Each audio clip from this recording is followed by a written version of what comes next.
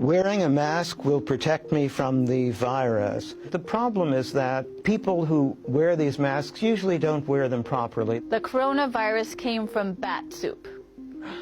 That is absolutely not correct. The coronavirus was deliberately created or released. Giving humans a little bit too much credit here. Hi, I'm Dr. Sarah Madan. I'm the Senior Director of New York City Health and Hospitals System-Wide Special Pathogens Program. And I'm Dr. Stephen Morse, Professor of Epidemiology at the Mailman School of Public Health, Columbia University. We're here to debunk myths about the coronavirus. Let's get started. Getting the coronavirus is a death sentence.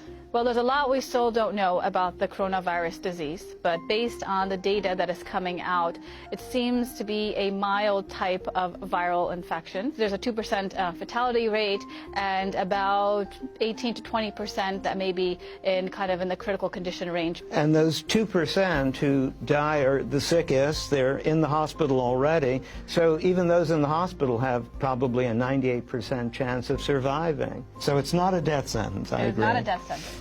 Only Chinese people have the coronavirus. Well, it started in China, but the reality is that it's everyone's virus. And if it gets far enough, just like the flu, it could be anywhere. Infectious disease do not respect boundaries or borders. And for that matter, everyone is susceptible.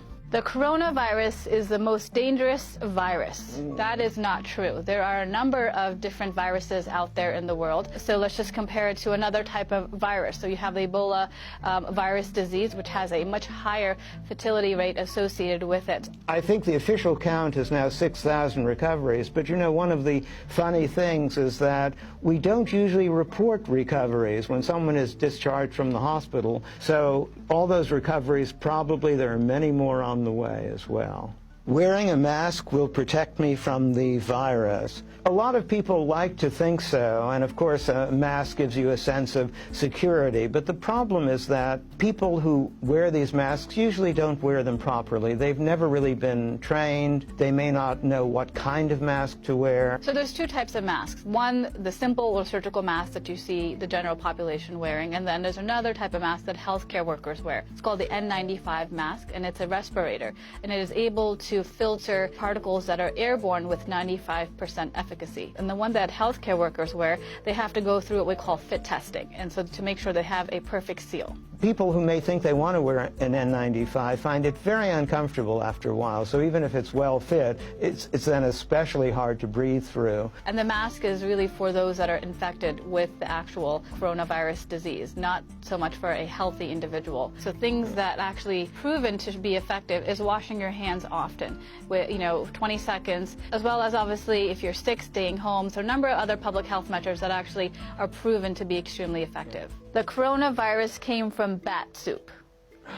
That is absolutely not correct. So what we know about the current coronavirus disease is that it started in Wuhan in a wet market where there's a number of different animals there. So there's a couple of different speculations out there, but not from somebody obviously consuming bat soup. But what we do know, obviously, is that once you actually get the coronavirus disease, the form of transmission is obviously through droplet spread. So coming in contact with somebody that is sick with the coronavirus disease, close contact with them, or contact with their droplets shortly after. You can get sick from a package sent from China. I think it's really highly unlikely when you consider the time it takes for a package to get from China. And right now, what we do know is that obviously these droplets that can contain the viron or the virus itself, it may not be able to survive outside the human body for very long. So even if it may, for example, come on a package or a box, depending on how long it's been there, it may not actually be able to survive outside.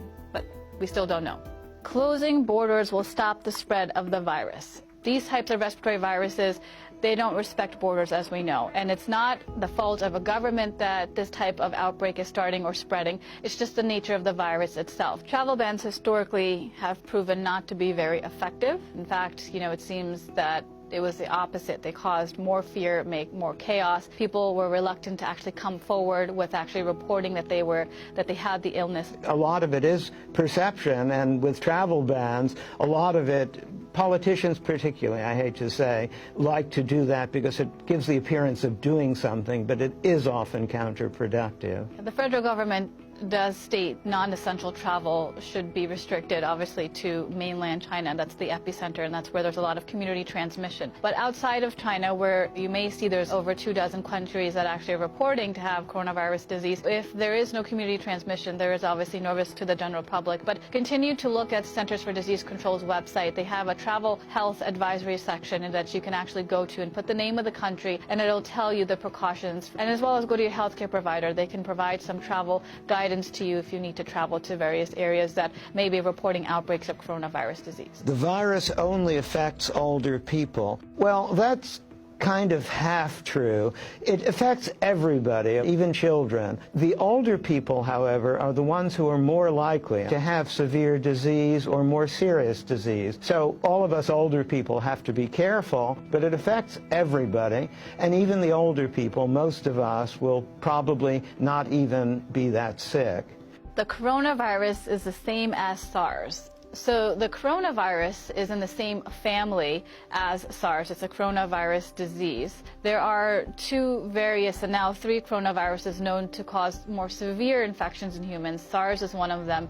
MERS, which is Middle East Respiratory Syndrome, is another one. And now coronavirus disease that just started, obviously. SARS was more severe in terms of the fertility rate that was reported. So it's about 10%, versus with the coronavirus, what we're seeing right now is about 2%. But still, it's way too early to tell. This one is different. This spreads a lot more like the flu, but there are so many more cases simply because it spreads so well. So many more people can easily get infected. Large numbers of deaths doesn't necessarily mean that it's a very lethal virus. It just means that a lot of people have been getting it, and some of them unfortunately die. And let's just take seasonal flu, for example. Seasonal flu this year started in October, and the Centers for Disease Control Prevention are already reporting over 10,000 deaths related to seasonal flu. And over, again, 20 million Americans being infected. So let's just put things into context. The coronavirus has something to do with Corona beer. No, and beer won't prevent it either. So Corona is simply Latin for crown, and they have a crown-like appearance with those spikes sticking up. But the beer is all on its own. It won't prevent coronaviruses, won't give it to you. It's just a coincidence. My pet could give me the virus. So with the coronavirus, still there's still a lot we don't know. Right now, we haven't seen any cases where pets are transmitting the virus to their owners. You're more likely to give it to your pet than the other way around. Yeah. Take good care of your pets. Yeah. The coronavirus was deliberately created or released. Giving humans a little bit too much credit here. So we basically had 3 coronaviruses in 3 decades, but we know that there are a lot of them in nature that look exactly like SARS, and this one doesn't look special. So this is just another one to add to the collection. Infectious diseases can be caused by a number of different things. Obviously, they're natural in the environment. It could be due to, obviously, climate change, ecological factors, agricultural factors, human behavior, and these are constantly happening around us, so outbreaks are inevitable. It could be very surprising that anyone would have figured out a way to create it. We still are way behind nature in being able to do that. Antibiotics prevent and treat the virus. Viruses and bacteria are 2 different microbes. So we would use antibiotics for bacteria. For viruses, we use antiviral medications. And so, for example, with seasonal flu, that's a virus. And so one of the ways that we can treat or alleviate some of the symptoms is by giving Tamiflu. That's an antiviral medication. So antibiotics in this context for this virus do not work unless you have secondary infections that are bacterial in nature. And this is a very common misconception. There are a couple of drugs now that are experimental, but they're in the development stage, that are showing promise against this particular virus. We're still in the early stages of the coronavirus disease. There's a lot of rumors, things that are not factual. So really go to credible sources. Go to public health websites that are credible. Go to the World Health Organization's website. Go to your local health department's website, or even go to your healthcare provider to get more information if you're curious. And if you want to read about all the emerging diseases everywhere in the world, you can get on the ProMed website or even get email. And I think there has been a lot of fear around this, partly because we've heard of these other coronaviruses like SARS. But I think panic or fear is not really what we need. These outbreaks are inevitable, and we need to continue to prepare for these types of outbreaks. We need to invest in global health security. A best case scenario, obviously, is that it all gets under control, and hopefully we'll have vaccines and other things and have learned something from the experience.